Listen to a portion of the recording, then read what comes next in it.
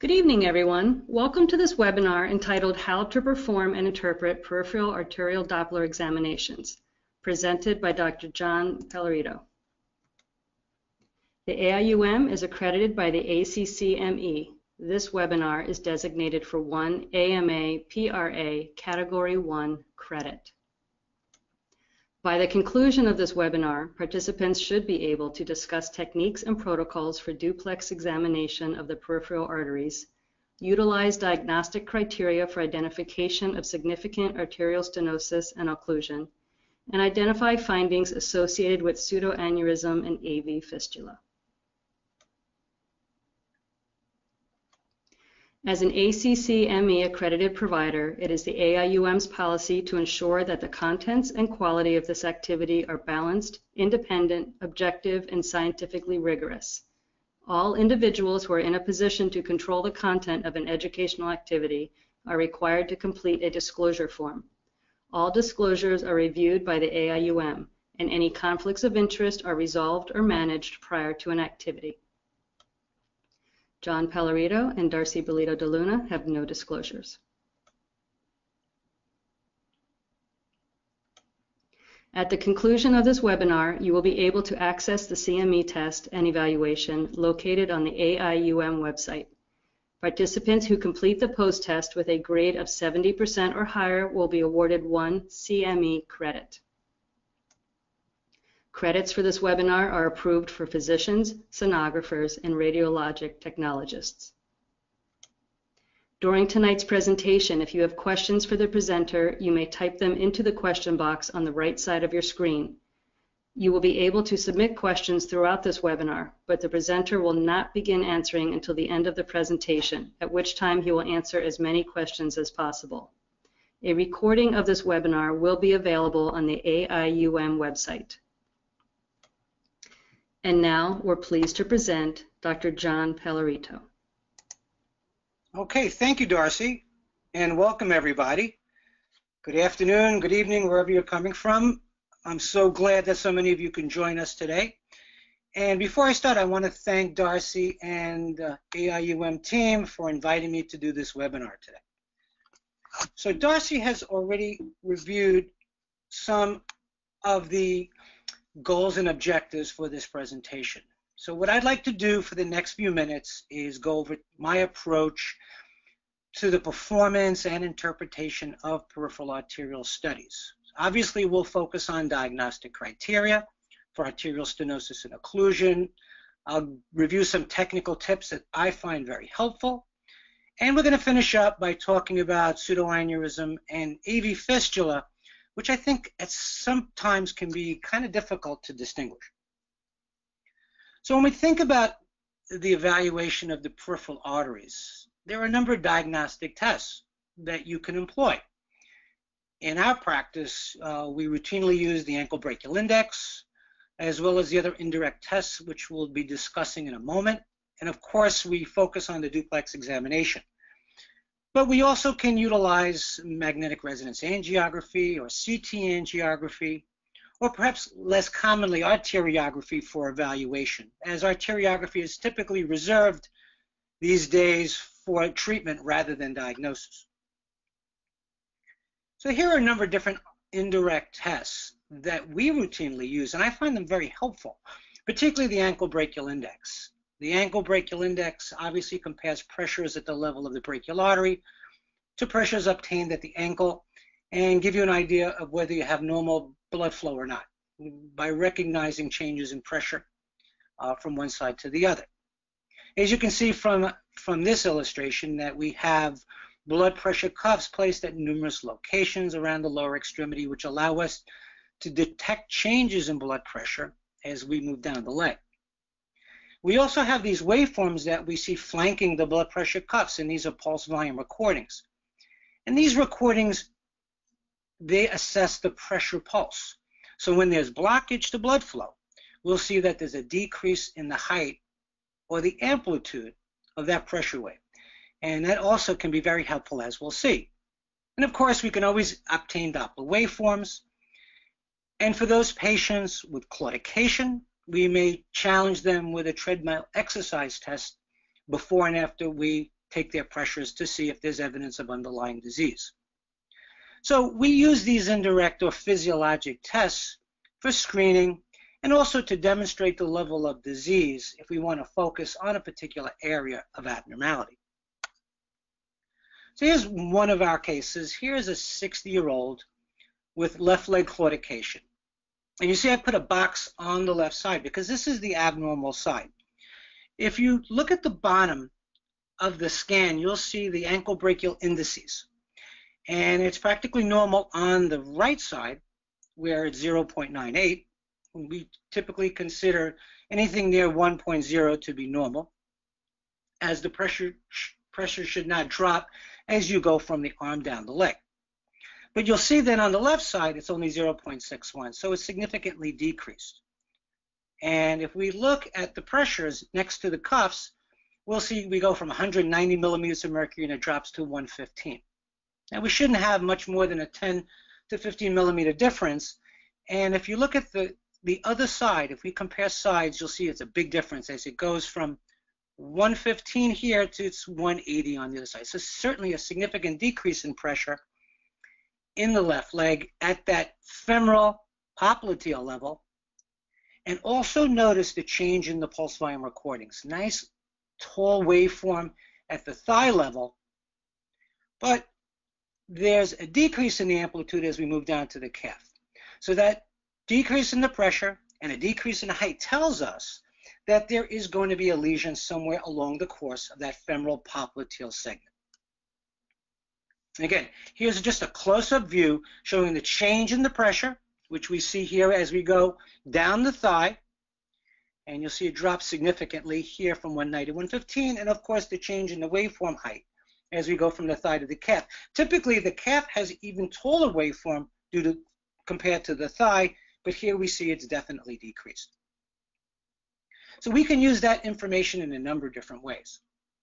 We can choose a specific Doppler protocol once we know the level of interest.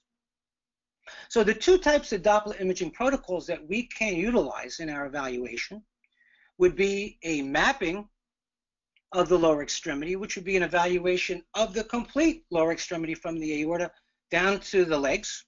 You can take it as far down to the ankle if you like, or you can do a Doppler evaluation that's focused to the level or segment of interest that is defined by these other tests.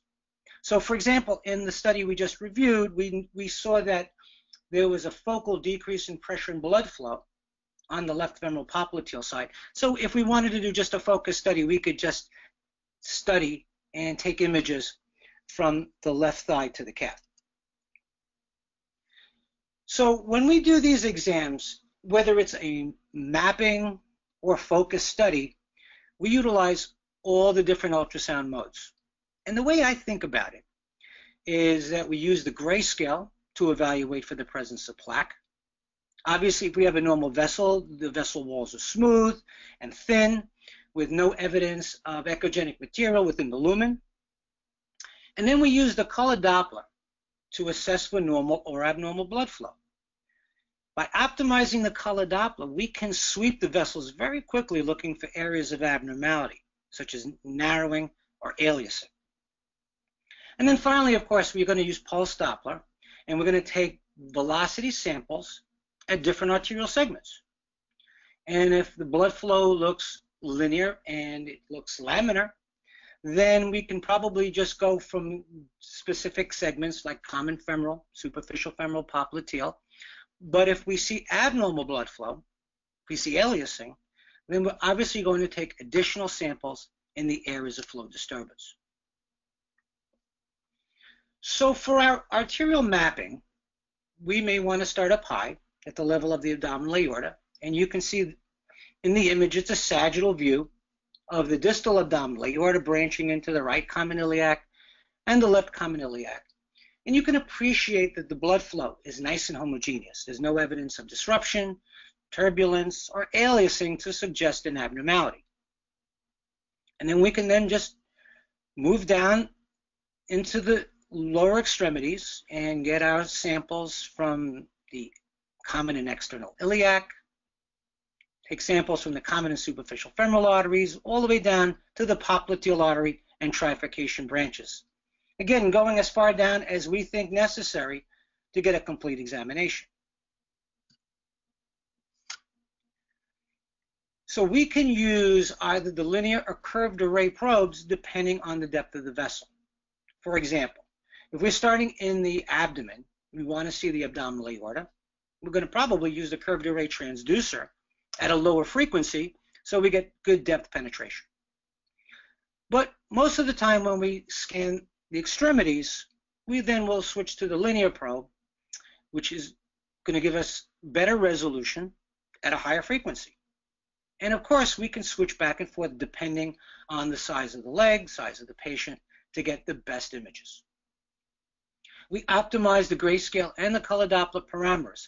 Again, I like to change the PRF or the color velocity scale so that we have a nice homogeneous color signal in normal areas of blood flow. When we've optimized to the normal areas, then it's very easy to detect flow abnormalities in areas of stenosis or occlusion because we'll see the change. So to do that, we need to adjust the pulse repetition frequency to normalize flow. And then, of course, we're going to take our pulse Doppler samples at multiple points, and particularly in regions of color aliasing. As we see here in this example, where we see that there's an alias signal in the distal superficial femoral artery, disturbed flow distal to it. So we want to get the highest peak systolic velocity to grade the lesion. So we're going to place that sample volume inside the lumen, angle correct to the direction of blood flow in the vessel to see what the peak systolic velocity is at that point. So what I want to emphasize is that in order to get an optimized study, you need to make sure you've adjusted your color gain, your PRF, so that you can easily see flow abnormalities when they occur. You want to make sure that the size of the sample volume is relatively small and fits within the lumen so that you don't have a lot of extraneous noise in your sample. And you want to make sure that you angle corrected to the direction of blood flow. And notice here, we're perfectly corrected at 60 degrees. And we can go from 60 degrees or less, but never over 60 degrees because that is going to increase the error in our measurement. Notice in this particular waveform, nice how clean and crisp it is. We can easily see the peak systolic velocity. The area under the peak is clear. So this is a nice normal waveform. So this is where we really want to focus on what normal peripheral arterial flow looks like. We say normal peripheral flow is triphasic. In other words, we see these three components. We have our initial forward flow component in systole. This is our high velocity component. And this is related to ventricular contraction. The heart contracts, sends a bolus of blood down the lower extremity. It's going to give us the highest peak systolic velocity. And this is what we use to try to determine if the blood flow velocity is in the normal range or not. And then we see this early diastolic flow reversal. And this is related to peripheral resistance because blood flow now has to cross from these larger caliber vessels into smaller vessels, into branches and arterioles and capillary beds. There's resistance to blood flow, and that causes reversal early in diastole. Finally, we have this late diastolic forward flow component, which we see here, and we believe this is related to elastic recoil. As the red blood cells move down the lower extremity, they initially distend the walls, which then snap back into place, further propelling the red blood cells down the leg. And so we look for normal triphasic flow in segments that we believe are free of disease. Any aberrations or changes from this pattern are abnormal, and we have to try to figure out why that's occurring. Besides looking at the waveform shape, we also are going to look at the area under the curve. And if we have a nice sample volume placed within the lumen, angle corrected in a normal vessel, this is typically a clear space underneath the systolic component. And then finally, of course, we're going to look at the peak systolic velocity. And in this popliteal artery, we see the peak systolic velocity is about 60 centimeters per second. So now we know what normal is. And we can start applying that to some of the cases that we see. Here's an example of a sample from the common iliac artery. And again, notice angle corrected to the direction of flow. And we have a triphasic waveform. Note that we have a peak systolic velocity about 100 centimeters per second. Nice clear systolic window. Similarly, we can look at the branches of the upper extremity arteries. And here's a sample taken from the right subclavian artery. And again, it should also be triphasic. And here we see triphasic flow in the normal right subclavian. Also important to remember what the normal peak systolic velocity ranges are. So whenever you get samples in a study, just by looking at the velocities, you get an idea of whether they're in the normal range or not, giving you some insight as to whether there may be underlying disease, even before you look at all the examples, all the sample that you get. So for the femoral arteries, we typically say that the peak systolic velocity is going to be about 80 to 100. And it could be up higher, it could be 120 or so, it might be a little bit lower, but this is an average. As we move down the lower extremity, the velocities are going to decrease. At the level of the popliteal arteries, it's about 60 to 80 centimeters per second. And as we move then down further into the tibial branches, it's about 40 to 60 centimeters per second. So make sure you jot that down. Have this as a handy reference when you're looking at peripheral arterial studies, because the velocity measurements should be within these ranges for these particular vessels. So as we go through some cases, the way I want you to analyze the pictures that we have is to think about whether the waveform is normal. Is it triphasic? What is the peak systolic velocity? And do you have a clear spectral window? Here we have a normal waveform that was obtained from the superficial femoral artery. Peak systolic velocity is about 80 centimeters per second, normal triphasic waveform. So let's talk a little bit about the criteria we use to classify peripheral arterial disease. We break it down into mild, moderate, severe, and occlusion. So a mild lesion takes into account about a 1 to 19% diameter reduction.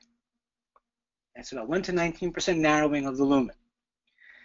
And we're going to see mild changes, right? When we look at this example of a mild stenosis in the left popliteal artery, we see that the waveform still looks triphasic, but we're starting to see some fill-in of the spectral window, and the velocity is elevated.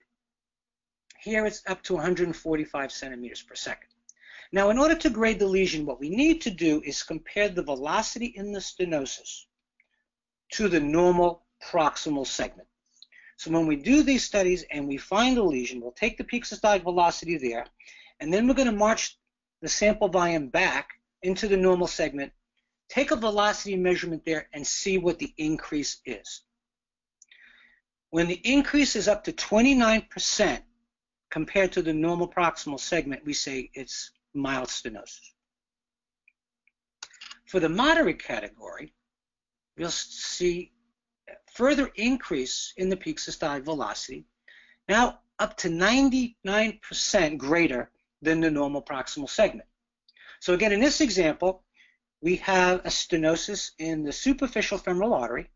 Place the sample volume there, it's angle corrected, the velocity is about 166 centimeters per second. We will then march the sample volume back into the normal segment, get that velocity, and if it's almost double but not quite the peak systolic velocity, we'll say it's about a 20 to 49% lesion or moderate disease. The key here is that there isn't a doubling of the peak systolic velocity, so the ratio is less than 2 to 1. Notice that the waveform maintains its triphasic appearance. And that's really important because the triphasic waveform will distinguish whether you have a mild or moderate lesion or a severe stenosis. And so when you have a significant lesion, a severe flow-reducing stenosis, which we characterize as greater than 50% narrowing, we have a change in the waveform shape. It's no longer triphasic. If you look at this example, here we have a tight stenosis in the superficial femoral artery. If you look at the color display, you'll see there's some aliasing there, clearly some plaque, narrowing, and the peak systolic velocity is almost 450 centimeters per second, clearly more than double the peak systolic velocity in the proximal segment. So analyzing this waveform, we see it's no longer triphasic. There's flow only in one direction. And for that reason, some of us call that monophasic. There's flow only in one direction through the stenosis.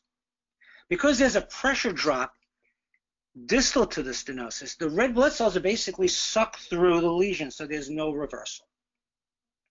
There's going to be spectral broadening or filling in of that waveform, at least a doubling of the peak systolic velocity. If the ratio is 2 to 1, we say it's a 50 to 75% stenosis. If the ratio is greater than 4 to 1, then we say it's a 75 to 99% stenosis. And that's how we classify the degrees of severity. One of the other significant factors that you can look for to confirm it's a flow-reducing lesion is by continuing to move the sample volume into the poststenotic area, and you will see poststenotic turbulence.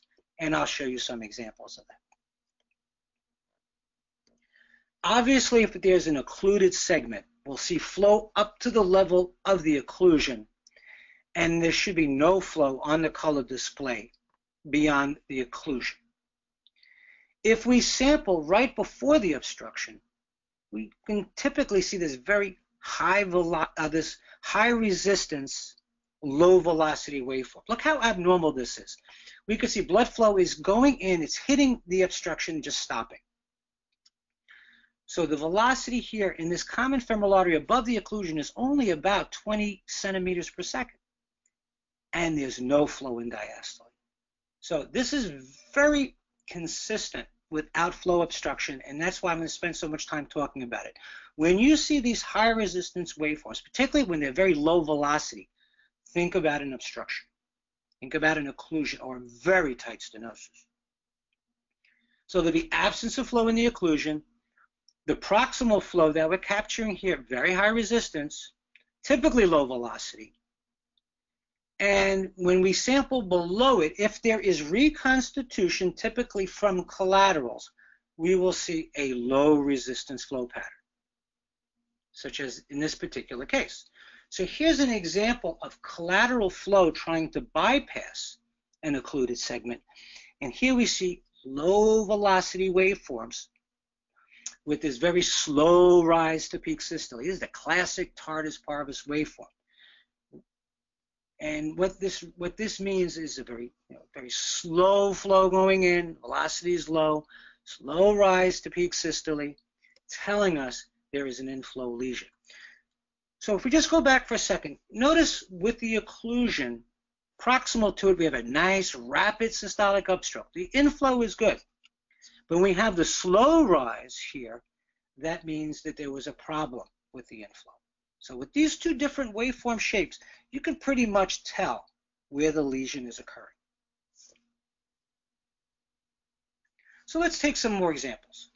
Here's a 49-year-old diabetic, smoker, history of an MI with 1 block claudication. So here are the indirect studies, and notice I put the ABI down in nice block numbers, 0.83 on the right. Not normal, but it's not terrible. And the ABI on the left is 0.46, very, very low. And of course, when we start to look at the pressures, we'll see there's a significant difference, a big decrease as we move down the left thigh. And also notice that the waveforms have changed. We're losing amplitude. And it's always helpful when you look at these studies to compare both sides, particularly when one side is relatively normal, as it is on the right. We see a normal amplitude in the right calf, decreased amplitude in the left. So very quickly telling you where the level of abnormality is. And this is particularly helpful for us if we have the capability of doing these studies, so we can really focus on the area of abnormality on our duplex study. Here again is a magnified view showing that the pressures go from 164 to 102 across the thigh, and that we lose amplitude on the pulse volume recordings. So here's the duplex examination in this patient. So we're starting out at the level of the groin, the common femoral artery, triphasic waveform, peak systolic velocity is 86. So far so good. Looks like, and we have a nice rapid upstroke, so it looks like it's telling us that the inflow is okay. So we're going to move down the leg. And as we cross into the superficial femoral artery, we start to see changes. Notice that there's plaque, narrowing of the lumen. The color Doppler shows us that there's aliasing, right? This change in the color flow pattern. The aliasing indicates wraparound. We go from red to yellow to white to blue. That's what we're seeing here, due to the increased velocities across the segment. And when we place the sample volume, we search for the highest velocity, which in this case is 256 centimeters per second. So we went from 86 in the normal proximal segment to 256, about a 3-to-1 increase in velocity. Again, putting us in that 50 to 75% range. As we go beyond the stenosis into the popliteal, notice now very abnormal flow. The velocity is low. We said it should be somewhere between 60 and 80 centimeters per second. Here it's only 36. Waveform, very abnormal, not triphasic, low velocity, slow rise to peak systole. The tardus parvus waveform, TP shaped, tells us there's an inflow lesion, just in case we missed it. So when we perform these studies, we look for these specific color flow findings to tell us there's underlying peripheral arterial disease. The focal color change that we see at the site of the stenosis is related to aliasing or wraparound because there's a focal increase in velocity across that segment. Other things we can see, color bruit artifacts due to perivascular tissue vibration. In other words, when you have a very tight stenosis, the red blood cells moving at such high velocities cause the tissues around the lesions to vibrate. And they vibrate at low-level frequencies, which produce a color flash bruit and systole, which I'll show you in a moment. And of course, if we go downstream, we're going to see a turbulent pattern, and that presents itself as a color mosaic on the color display. So here we have an example of a stenosis in the posterior tibial artery. The still image here shows us there's calcified plaque, there's narrowing, there's aliasing. I've slowed down the color Doppler sequence here so you can appreciate in systole that you see that there's aliasing that's occurring across the stenosis. Again, if I turn the color off, you'll be able to see the plaque.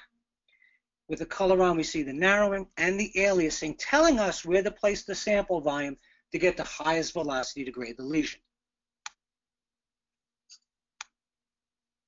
When we take a velocity sample there, we could see it's about 356 centimeters per second. High velocity, not triphasic, spectral broadening, or complete fill-in of the spectral window. All the abnormalities that define a significant stenosis. Now here's an example of a color bruit. And again, I've slowed it down a little bit. And notice in systole, you get all of this flash that occurs because the velocity is so high it's causing the tissues around here to vibrate at low-level frequencies. The machine isn't smart enough to know that's not blood flow, so it paints color around the tissues. This is one of my favorite artifacts because when I see a bruit, I know there's an underlying vascular problem. It could be a stenosis, or it could be a fistula, or perhaps the neck of a pseudoaneurysm. It's indicating it's a very high flow state. High velocity flow causing the tissue vibration, producing a color bruit. Here's another example of an occlusion here, distal superficial femoral artery. See the abrupt cutoff of flow. Here we're seeing a collateral coming off. And I'm showing you the MRA in this case, which is showing the abrupt termination of blood flow. This is calcification. Here's the abrupt termination of flow on the contrast study, and here's that collateral coming off. So very nice correlation between the duplex exam and the MRA. Actually, this is CTA because of the calcium. We can see the calcium. Okay, so peripheral Doppler findings in peripheral arterial disease. We're going to be looking for elevated peak systolic velocities in the stenosis. We look for loss of the diastolic reversal, the bruit on a spectral display, and the tardus parvis waveforms in the poststenotic area. So I've already discussed with you the appearance of the color bruit, but we can also see a bruit on our spectral waveforms, and we can look for that as an additional sign of a high-grade lesion. Here's an example of a stenosis in the right common femoral artery. Again, the color Doppler showing us pretty pronounced color bruit artifact in the common femoral artery at the site of the stenosis. So we can see there's aliasing and that flash telling us this is where the lesion is occurring. This is where we need to place that sample volume and move through there. On the spectral trace, we can see the velocity is about 414 centimeters per second. High velocity, monophasic, loss of the triphasic signal, spectral broadening, and here is the bruit. Notice that these artifacts are occurring in peak systole. That's how we know these are bruit artifacts. This is the correlate to the colored Doppler abnormality. Right at the baseline. These are low-level frequencies that we see right near the baseline. Okay, so here is a same patient. So we're moving down the leg, had a high-grade stenosis in the right common femoral, and you see the velocities decrease to about 93 centimeters per second in the mid-superficial femoral abnormal waveform. As we continue down and map the abnormalities in this leg, we'll see that as we move into the mid portion of the SFA, the velocities increase again. So there's about a doubling of the peak systolic velocity at this level, indicating a second lesion. And then I'm going to move down into the popliteal, and now the velocities are really low. They're about 30 centimeters per second, and we see that tardus parvis waveform. So again, indicating to you that there was significant proximal disease. It didn't tell us how many lesions there were. We found at least 2, but telling us there was proximal obstruction. So here's some take-home points, clues to the location of disease. If you see this low velocity tardus waveform, then you know there's got to be an obstruction upstream, and you look for it. If you see this low velocity high resistance waveform, notice good systolic upstroke, but marked decrease in flow or absence of flow in diastole, that means the obstruction is downstream, further down the leg. Let's take a look at this case. So here's an elderly patient, presents to the lab with rest pain, had an abnormal indirect study, and we're starting at the level of the common femoral artery. And right off the bat, we notice that the waveform is abnormal. So take a look at it. What do you see? What makes it abnormal? Well, first of all, it's not triphasic. Second of all, it's got some spectral fill-in. And third of all, the velocity is too low. And we expect to see velocities over 80 centimeters per second at the level of the common femoral artery. This is about 37. So the next question I have for you is, where is the lesion? Is it proximal to this, or is it distal to it? That might be tricky for you, but one of the things that I do, first of all, is I look at the upstroke. If it has a good rapid systolic upstroke, then I'm considering the inflow is good, the lesion is likely downstream. So let's take a look. Here we're moving down to the proximal superficial femoral artery, and what do we see? Lots of disease, narrowing, and now the waveform is even more abnormal in the sense that the velocity has further decreased. It's extremely slow at 14 centimeters per second, no flow in diastole, but it maintains its rapid systolic upstroke. Again, indicating to me that the inflow is okay and that the lesion should be downstream. So let's keep looking. Let's find the lesion. So based on these waveforms, if you had to guess where the lesion would be, Would it be at the level of the external iliac? Probably not, because the inflow is good based on the upstroke. Common femoral artery? Nope, didn't see it there. Superficial femoral artery? Well, that's possible because it could be further downstream, or it could be at the level of the popliteal. So as we continue down and look at the rest of the superficial femoral artery, we see it's occluded. As we look down here, we see that there are collaterals coming off, but no flow in the superficial femoral artery, so it is occluded. The lesion was further down, as we suspected. And as we move further down the leg, we notice that the popliteal artery is also occluded. Here, this is a color Doppler image. We see calcification in the wall, but there's no flow. And because pulse Doppler is more sensitive than color, we're going to place the sample volume in there, make sure we've reduced the PRF or the velocity scale so it's very sensitive. We're going to also make sure that the wall filter is really low, so if there's any flow in there, we want to pick it up, and we don't see any flow. So we have an occlusion of the superficial femoral artery and the popliteal artery in this patient. This patient went on to correlation with MRA, and just as we thought when we looked at the study, the inflow is okay. Here's the abdominal aorta, and here are the iliac arteries. And although there are some atherosclerotic changes, these inflow vessels are fine. There is no proximal lesion here. We look at the common femorals, they are fine. Here we start to see the bifurcation, and here's the rest of the MRA of the lower extremities, showing abrupt cutoff of the superficial femoral artery. Here is some blood flow in the deep femoral and some collaterals, and you can see there's some collaterals further down the level of the calf, but the SFA and the popliteal artery are occluded. It looks pretty good on the contralateral side.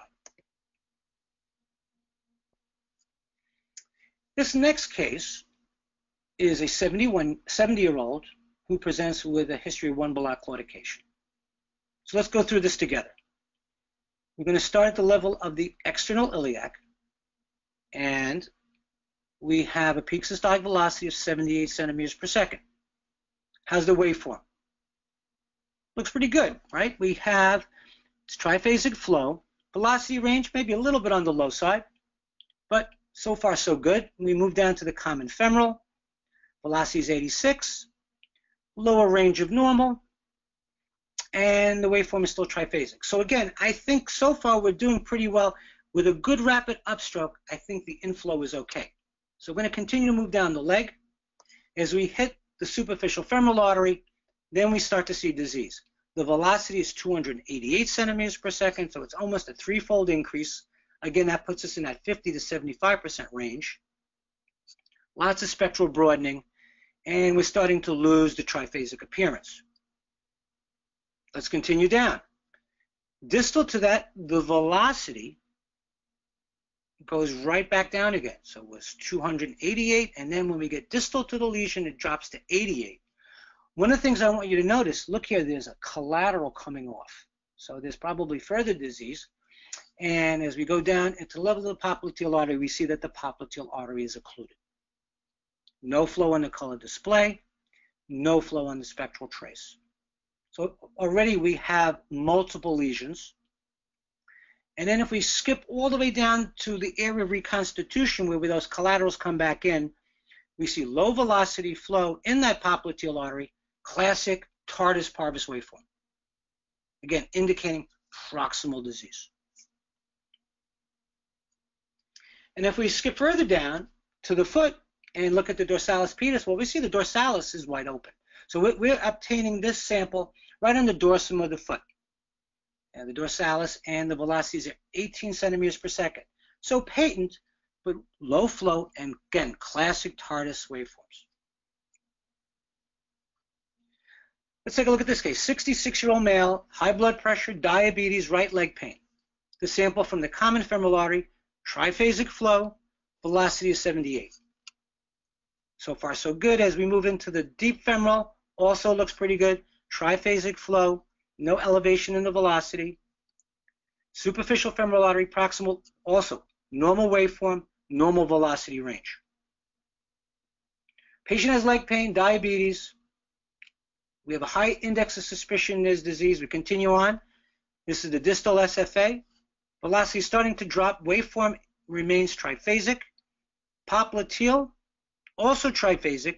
Velocity is about 70. So far we haven't found any focal disease.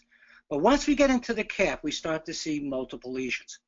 Here in the posterior tibial artery, toward the distal calf, we have a high-grade stenosis, almost 390 centimeters per second. Again, not triphasic, spectral broadening, high velocity. Some of this stuff we see here below the baseline is related to Bruy artifact. There's also disease in the perineal. The perineal artery is occluded, and it has reconstitution distally. The anterior tibial artery appears occluded. And there's some reconstitution, and we can start to see some of those collaterals coming in.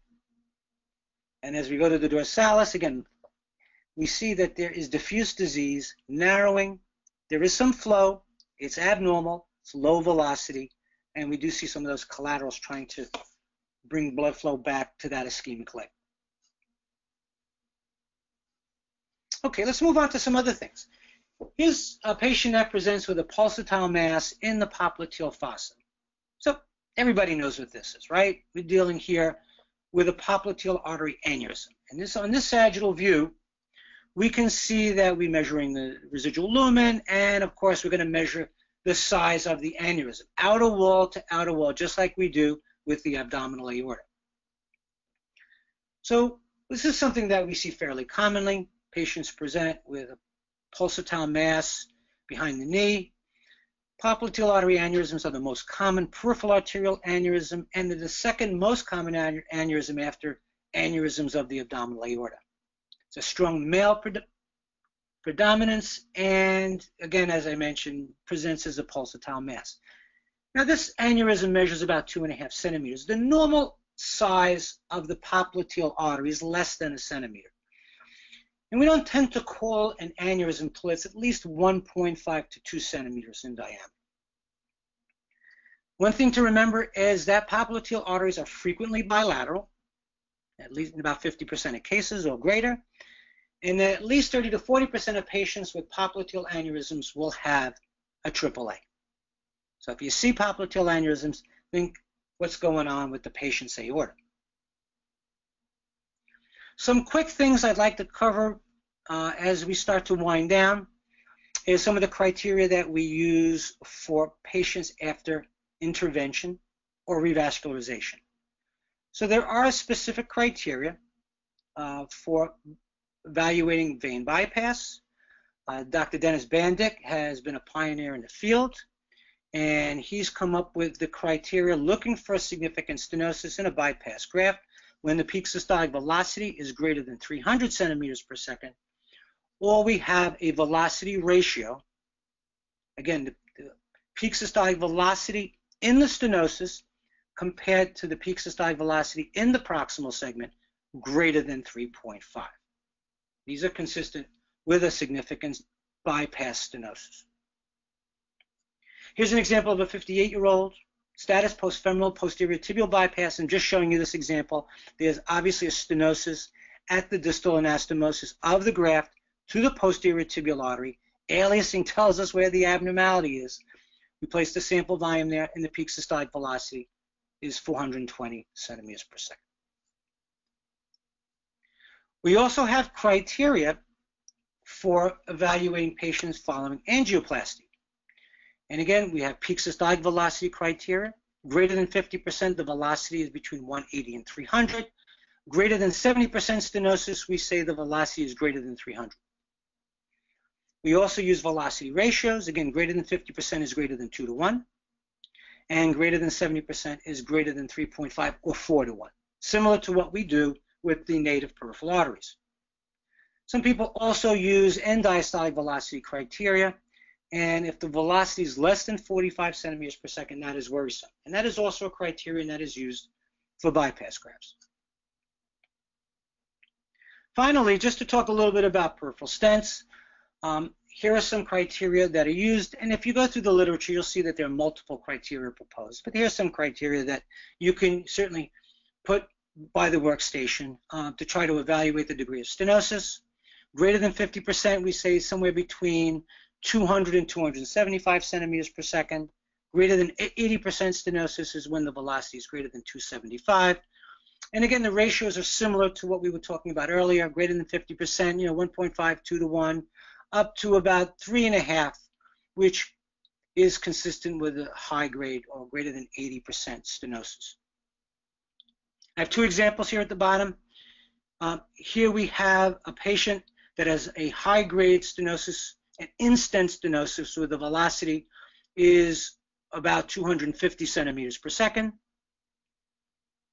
And here's an example of a patient with a thrombosed stent. And here you can see the stent filled in with low-level echoes. There's no flow, and we see a collateral. One thing to remember is we can use the same criteria when we evaluate the upper extremity. So here's a quick case: 68-year-old with right arm pain, and we're looking at the right subclavian artery. The first thing I want you to recognize is that the waveform is abnormal. Just like the lower extremity, waveform should be triphasic. And in this particular case, we see it's not. Not only is it monophasic, or flow in one direction, it's got a very slow rise, right? Slow rise, TARDIS appearance, indicating there's a proximal or inflow lesion. So that's the first clue that there is a significant proximal lesion. Now, here is the contralateral side. Here's the normal left side, just for comparison. Triphasic, normal velocity, right? The velocity is 46 on the abnormal side. Normal side, it's about 80. Now, let's take a look at the right axillary. You can see that the abnormality persists, velocity is relatively low, still TARDIS parvus, only telling us that the lesion is going to be proximal to that subclavian. Now, we need one other piece of information.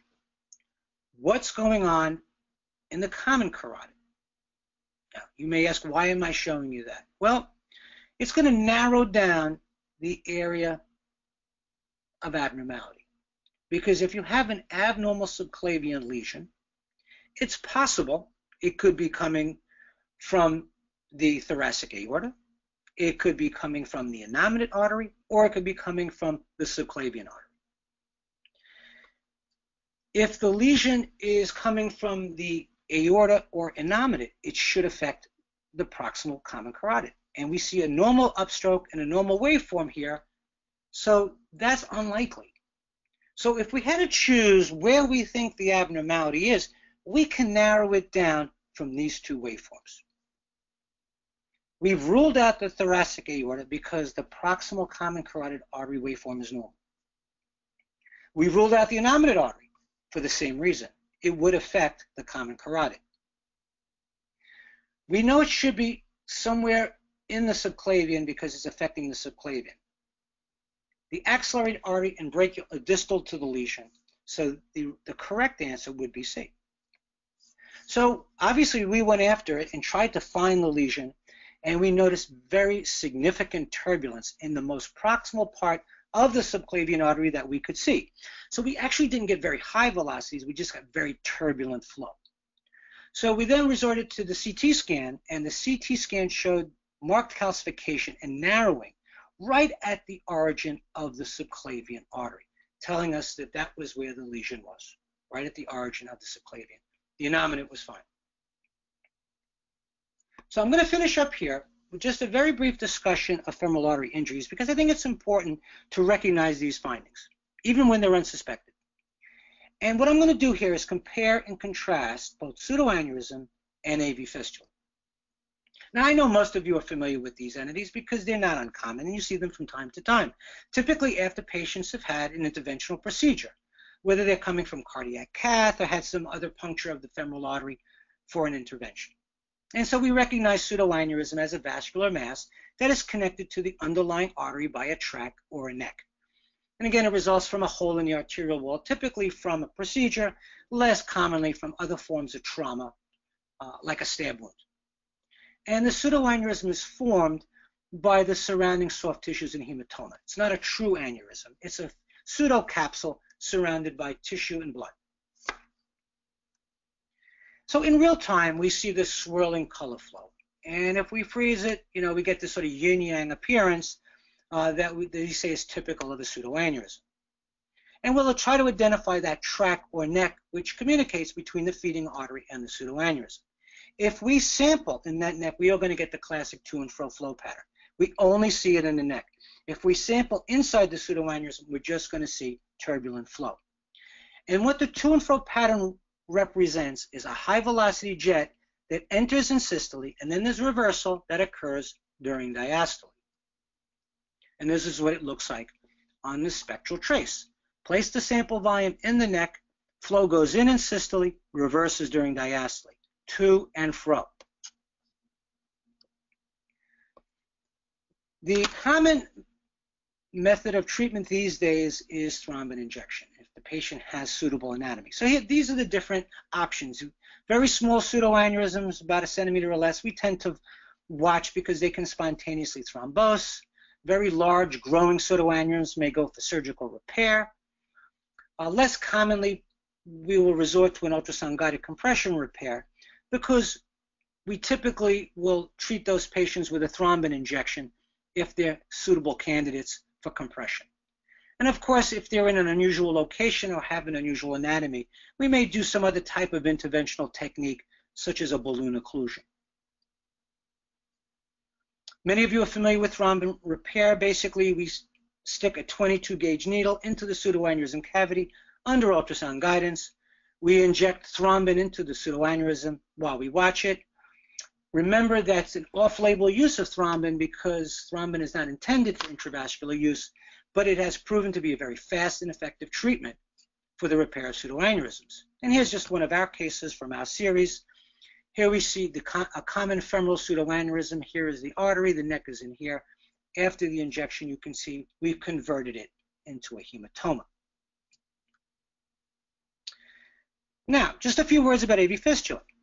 They're less common than pseudoaneurysms. Again, typically seen after some type of procedure. The most common that we see is typically resulting from a communication between the common or deep femoral artery and the common femoral vein. Sometimes they can be very complicated. Here we can see, blood flow coming from the artery, and it sort of takes this circuitous sort of winding path to finally empty into the vein. So sometimes it takes a few minutes to sort it out. If the fistula is really large, it can result in ischemia or congestive heart failure. And these are the types of waveforms. If you place the sample volume in the fistula, you see classically high velocity, low resistance blood flow. So having velocities over 100, 200, 300 centimeters per second, not unusual in these fistulas. What we expect to see is continuous blood flow between the artery and vein. Like I mentioned to you before, color bruit artifacts, very common. And if you freeze it in diastole, the bruit goes away, and it's easier to see the communication between the artery and the vein. I think the diagnosis relies on the waveforms that you obtain. When you sample the artery feeding into the vein, you lose the triphasic pattern. Again, high velocity, low resistance. And if you sample the vein, it's no longer that nice phasic pattern, it's arterialized. So these two findings allow you to clinch the diagnosis. And here's just one of my favorites. I call this my rainbow fistula. And we can see this was likely caused by crossing punctures, one into the artery, one into the vein, producing this arc of blood flow going from the arterial side into the venous side. The arterial side is now high velocity, low resistance because it's feeding the vein, lost the triphasic pattern. The venous side is now arterialized. So to finish up, I want to show you a couple of interesting cases, which I think are kind of challenging. And the reason that I want to show them to you is because these are pitfalls that I've been seeing lately that I think you should be aware of. Here's a patient that presented after cardiac cath, and they had a pulsatile groin mass. And you can see here from the color Doppler image, it looks like there's this locule that's projecting from the common femoral artery.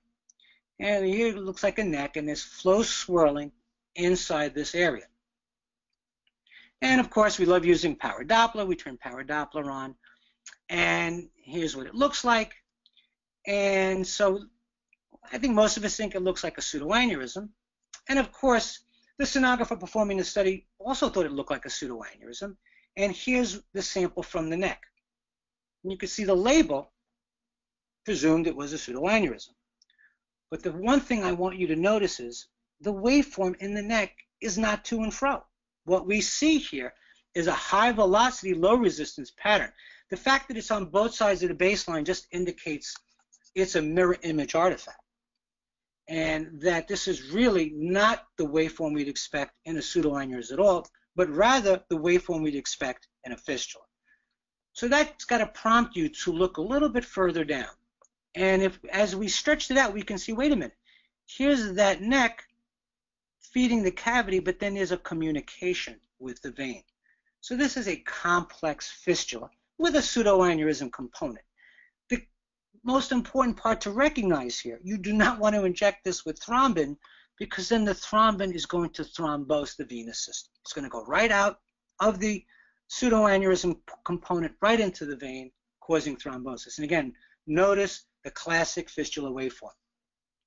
Finally, this is a fun case. 85-year-old, pulsatile groin mass. And I was called to see this patient because this was very confusing. The still image shows sort of this little mushroom-like cloud of color, and here is the appearance. So one of the problems we had is, where is the feeding artery and vein? Sort of difficulty trying to assessing where this was coming from, and we sort of saw this swirling color flow. So after taking a look at it, we put the Doppler on this area, and we have this high velocity, very low resistance flow pattern. Not at all what we'd expect from a pseudoaneurysm, but again, suggesting there's probably a fistula somewhere. Now, when I put the probe down, this is what I saw.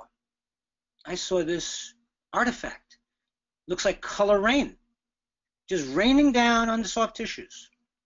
So again, seeing a brewery artifact, I know we're dealing with a very high flow lesion, so it's a matter of trying to figure out what the anatomy is.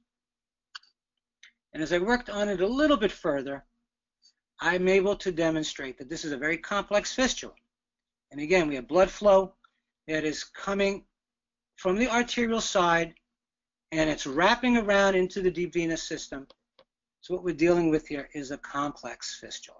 And once we've identified the anatomy, artery, vein, this is the fistula. When we sample it, we get the high velocity, low resistance pattern. So something to keep your eye out for. When you see that pattern, think fistula and try to figure it out. So that's it. I'm sure my time is up, and I appreciate your attention. I think that, from looking at some of these cases, I've shown that the indirect studies, at least in my experience, are very helpful for screening for arterial disease. If we have normal ABIs, normal indirect tests, probably no need to go ahead and spend the time doing a duplex study unless you have a patient with claudication. Duplex and color Doppler I found very helpful for characterizing focal lesions, monitor disease progression. We use it to direct appropriate intervention, defining what the abnormality is, trying to help the cardiologist and the vascular surgeon determine what the appropriate therapeutic response should be. And of course, we use it to identify complications of treatment. And with that, I'm going to stop there. Again, appreciate your attention. I'll hang around and take on any questions that you may have. We've got one question.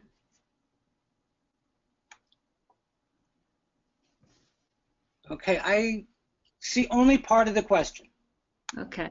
Oh, here it is. Can the waveform of the carotid give us insight to a dissection of the proximal aorta? And the answer to that is yes. It may not work on all occasions, but if there's any obstruction to blood flow coming from the thoracic aorta, then you may see an abnormality in a waveform. It could be reduced velocity. It can have a TARDIS configuration because there's outflow obstruction. So abnormalities in the carotid waveform usually will, especially if there's a delayed upstroke, indicate there's a proximal lesion. Sometimes you get a break and you can actually see the flap extending from the thoracic aorta into the proximal common carotid artery, so you can see extension of the dissection. But to answer your question, yes, you will definitely see some abnormalities in blood flow in the waveform when you have a dissection of the thoracic aorta. Okay, and I guess that's a wrap. So thank you very much, Dr. Pellerito. And on behalf of the AIUM, our thanks to all of you who participated in tonight's webinar. Please remember to complete the post-test and the activity evaluation. We hope you enjoyed this presentation and will join us again for future webinars. Good night, everyone.